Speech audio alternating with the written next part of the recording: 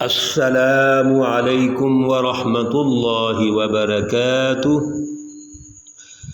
اعوذ باللہ من الشیطان الرجیم، بسم اللہ الرحمن الرحیم۔ فاصدع بما تؤمر واعرض عن المشرکین اِنَّا كَفَيْنَاكَ الْمُسْتَهْزِئِينَ۔ صدق اللہ العلی العظیم۔ اللہم صلی علی سیدنا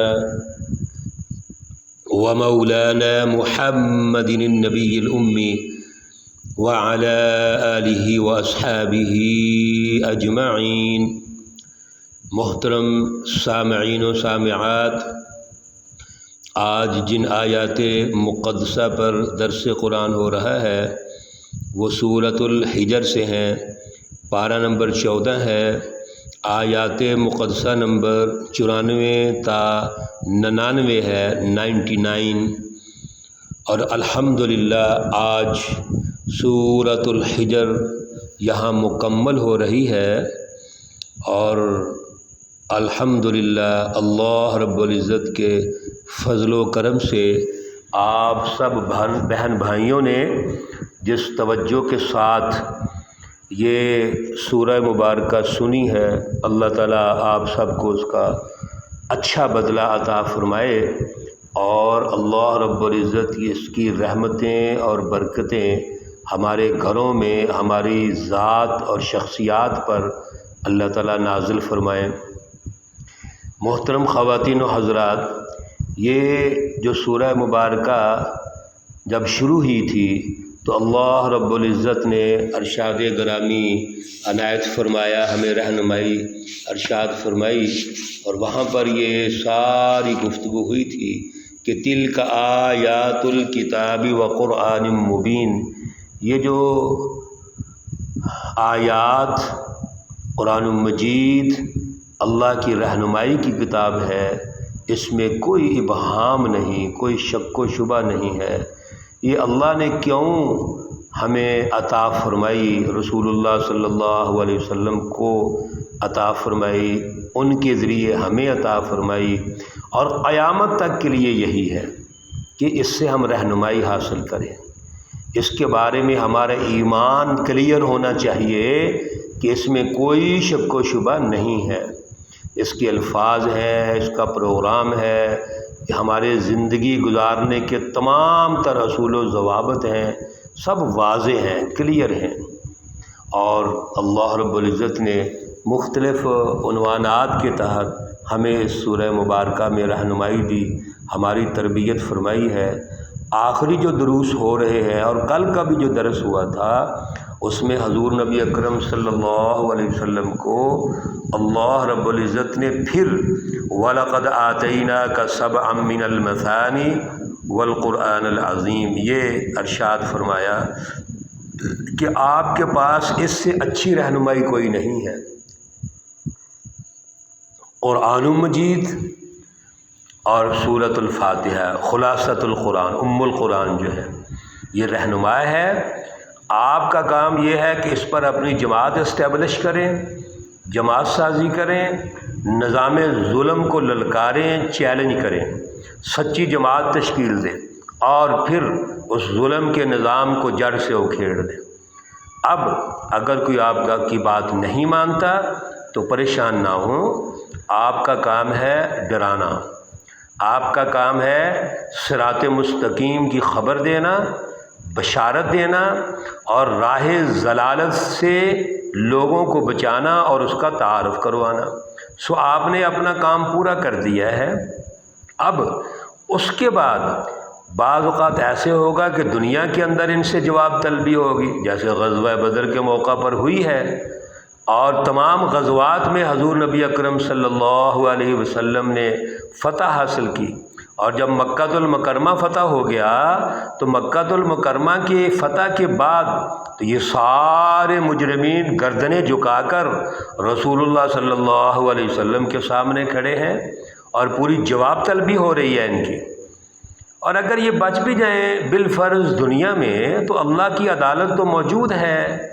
اللہ رب العزت کی وہ عدالت جب لگے گی تو اس سے تو کوئی بچ ہی نہیں سکے گا، اور اتنا سخت ماحول ہوگا، سخت حالات ہوں گے۔ آج بھی اللہ رب العزت نے اس سورہ مبارکہ کا جو خلاصہ ہے وہ ان آیات میں موجود ہے۔ حضور نبی اکرم صلی اللہ علیہ وسلم سے اللہ رب العزت فرماتے ہیں فاصدع بما تؤمر واعرض عن المشرکین، آپ نے ان کو کھول کر بیان کر دیا جو آپ کو حکم دیا گیا تھا، یعنی آپ نے اپنا کام پورا کر دیا ہے۔ یہ ایک جملہ نبی علیہ الصلوۃ والسلام کی تصدیق کر رہا ہے۔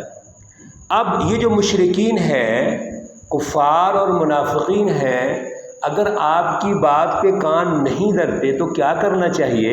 آپ ان سے اعراض کریں، یعنی ان کی پرواہ نہ کرو۔ مقصد یہ ہے کہ آپ اپنے مشن پہ قائم رہیں۔ آپ صلی اللہ علیہ وسلم کے ذریعے سے آج ہمیں یہ رہنمائی مل رہی ہے، اور قیامت تک رہنمائی یہی ہے کہ سچی جماعت کا کام یہ ہے کہ وہ اپنے مشن پہ قائم رہے، مشن کی دعوت دے، مشن کو زندہ رکھے، مشن کے ساتھ کمپرومائز نہیں ہونا چاہیے، جھکاؤ نہیں ہونا چاہیے، کوئی ڈر اور خوف نہیں ہونا چاہیے۔ اللہ کی رضا کے لیے اللہ کے ڈر کے ساتھ اپنے مشن کو زندہ رکھیں، آگے بڑھتے چلے جائیں اور دشمن کی کوئی پرواہ نہ کریں۔ اب اگر دشمن کوئی مذاق اڑاتا ہے، زیادتی کرتا ہے، تو اللہ تعالیٰ بھی اس کا احتساب کریں گے، آپ خود بھی اس کا احتساب کر رہے ہیں، کیا پریشانی ہے؟ انا کفیناک المستہزئین، یہ جتنے مذاق کرنے والے ہیں ہم ان کے لیے کافی ہیں۔ صرف ایک وہ وقت مقررہ ہے، وہ آئے گا، ان کا مکمل احتساب کیا جائے گا۔ الذین یجعلون مع اللہ الہا آخر فسوف یعلمون، یہ جتنے مشرکین جنہوں نے اللہ کے مقابلے میں حزب الشیاطین قائم کی، حزب الشیاطین کا ساتھ دیا، ظلم کو قائم رکھنے کے لیے انہوں نے سر دڑ کی کوشش کی، یہ جتنے بھی حزب الشیاطین ہیں اللہ جانتے ہیں، اور فسوف یعلمون یہ بھی عنقریب جان لیں گے۔ چنانچہ تفصیلات تو بہت زیادہ ہیں، ابھی میں عرض کر رہا تھا اشارے کے لیے کہ یہ جان گئے۔ غزوہ بدر کے موقع پر حضور نبی اکرم صلی اللہ علیہ وسلم اور جماعت صحابہ کا مذاق اڑانے والے آپ کو جلاوطنی پہ مجبور کر دیا گیا۔ آپ مدینہ المنورہ تشریف لے آئے۔ مکہ المکرمہ کی 13 سالہ زندگی بڑی کٹھن زندگی تھی، سخت زندگی تھی۔ صحابہ کرام، صحابیات، مرد اور عورت وہاں شہید کیے گئے، ان کا جینا وہ مشکل کر دیا گیا۔ حضور نبی اکرم صلی اللہ علیہ وسلم کا جینا مشکل بنا دیا گیا، لیکن صبر و استقامت کے ساتھ آپ صلی اللہ علیہ وسلم نے جماعت کی تیاری کی، جماعت تیار ہو گئی، میدان میں آئے تو فسوف یعلمون، ان کو پتہ چل گیا۔ یہ ابو جہل جو اپنے آپ کو سردار کہتا تھا، متکبر تھا، متکبرین شیطانوں کا چیئرمین اور لیڈر تھا، چودھری تھا، اس کو 2 چھوٹے چھوٹے نوجوانوں نے، حضرت معاذ اور معوذ نے اس کو قتل کر دیا، جہنم رسید کر دیا۔ یہ ہے جان لینا۔ وَلَقَدْ نَعْلَمُ أَنَّكَ يَضِيقُ صَدْرُكَ بِمَا يَقُولُونَ، بڑی خوبصورت اللہ کی رہنمائی ہے۔ حضور نبی اکرم صلی اللہ علیہ وسلم سے بات ہو رہی ہے، لیکن ان کے ذریعے سے اصل میں ہماری ٹریننگ اور تربیت ہے۔ ہر دور کی جو سچی جماعت ہے، اس سچی جماعت کے جو تقاضے ہیں، ان کے آگے بڑھنے کے جو تقاضے ہیں، اللہ رب العزت نے طے فرما دیے ہیں۔ جہاں انہوں نے جد و جہد کرنی ہے، کوشش کرنی ہے، رات دن ایک کر کے اپنے مشن کو زندہ رکھنا ہے، استقامت کے ساتھ آگے بڑھنا ہے، وہاں کچھ اور چیزیں بھی ہیں۔ وہ کیا ہیں؟ اللہ رب العزت فرماتے ہیں ہم جانتے ہیں کہ آپ کا سینہ جو ہے وہ بڑا تنگ ہوتا ہے، رکتا ہے، پریشانی آتی ہے۔ یہ جو لوگ باتیں کرتے ہیں، کہتے ہیں، اس سے آپ کو پریشانی ہوتی ہے۔ وہ مختلف انداز سے پریشانی ہو سکتی ہے، لیکن اب آپ کیا کریں؟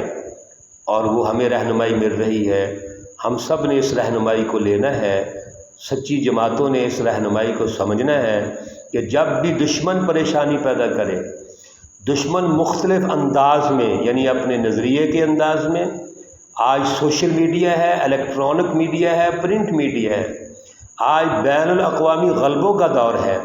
ہمارے ملک میں اگر آج ہم انالیسس کریں گے تو جب سے پاکستان بنا آج تک وہی تو سسٹم چلا آ رہا ہے جو یورپ کا ہے۔ پہلے برطانیہ کا نظام تھا، 14 اگست 1947 کو برطانیہ چلا گیا، اس کے بعد آج امریکی پالیسی ہے۔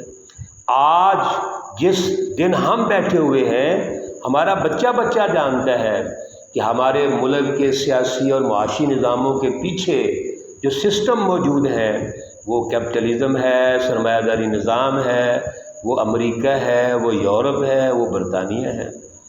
اب ہمارا نظام کہاں سے آیا؟ یہ وہ تو رہا ہی نہیں۔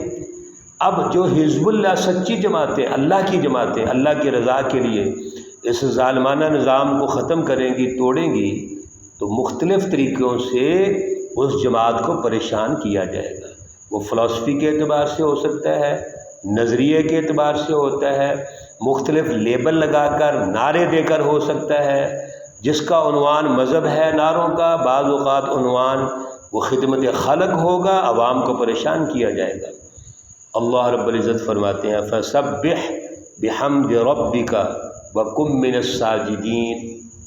یاد رکھیے ایسے حالات میں جب حالات بڑے سخت ہوں، ظلم کا نظام غالب ہو، جھوٹ کا نظام غالب ہو، جھوٹے غالب ہوں، تو پھر وہاں انسان کا دل گھٹتا ہے، پریشان ہوتا ہے۔ اس وقت کیا کرنا ہے؟ آپ نے اللہ سے اپنا تعلق مضبوط رکھنا ہے، اللہ کے سامنے سجدہ ریز ہونا ہے، اللہ سے طلب پیدا کرو، اللہ استقامت بھی دے، حوصلہ بھی دے، صبر بھی دے، اور اس دشمن کے مقابلے میں توفیق اور صلاحیت بھی دے۔ یہ اللہ سے اپنا تعلق مضبوط رکھنا ہے۔ وَاعْبُدْ رَبَّكَ حَتَّى يَأْتِيَكَ الْيَقِينُ، اور اللہ کی عبادت میں مصروف رہنا ہے، یعنی اللہ سے تعلق نہیں توڑنا جب تک انصاف نہیں آ جاتا، جب تک وہ وعدہ اور وقت نہیں آ جاتا جو اللہ رب العزت نے اس سچی جماعت کو دیا ہے، اور یا پھر موت نہیں آ جاتی، اس وقت تک اللہ کی عبادت کرنی ہے، اللہ کی تسبیح کرنی ہے، اللہ کا ذکر کرنا ہے، اللہ کے تعلق کو مضبوط رکھنا ہے، اللہ کا دامن نہیں چھوڑنا۔ محترم بھائیوں اور بہنوں، بڑا خوبصورت فارمولہ ہے، اللہ کی رہنمائی ہے، اگر ہم اس کو اختیار کر لیں کبھی ہم پریشان نہیں ہوں گے، کبھی ہم اپنے مشن سے واپس نہیں جائیں گے، حوصلہ نہیں ہاریں گے، مایوس نہیں ہوں گے۔ ہم مایوس کس وقت ہوتے ہیں؟ جب دشمن کی بڑی جاہ و جلال دیکھتے ہیں، اس کی بڑی کارستانیاں دیکھتے ہیں، بڑے خوبصورت لیبل بظاہر دیکھتے ہیں، ہم پریشان ہو جاتے ہیں۔ بھائی سب سے خوبصورت رہنمائی اللہ کی ہے، قرآن پاک کی ہے، توحید کی ہے۔ اللہ رب العزت سے جو تعلق ہے سب سے خوبصورت تعلق ہے، اس سے اچھا اور خوبصورت تعلق کوئی نہیں۔ اللہ کے اس تعلق کے نتیجے میں کامیابی، اس سے اچھی کامیابی کوئی نہیں، دنیا میں بھی ہے، آخرت میں بھی ہے۔ اللہ رب العزت ہمیں عمل کی توفیق عطا فرمائے۔ اس سورہ مبارکہ کا جو خلاصہ آج بھی ہم نے سمجھا ہے، اللہ رب العزت اس کا شعور عطا فرمائے، اس کا فہم عطا فرمائے، اور ہمیں عمل کی توفیق اور صلاحیت عطا فرمائے۔ اللہ رب العزت تمام مرحومین و مرحومات کو جنت الفردوس میں اعلیٰ مقام عطا فرمائے۔ اللہ رب العزت تمام بیماروں کو شفائے کاملہ عاجلہ مستمرہ عطا فرمائے۔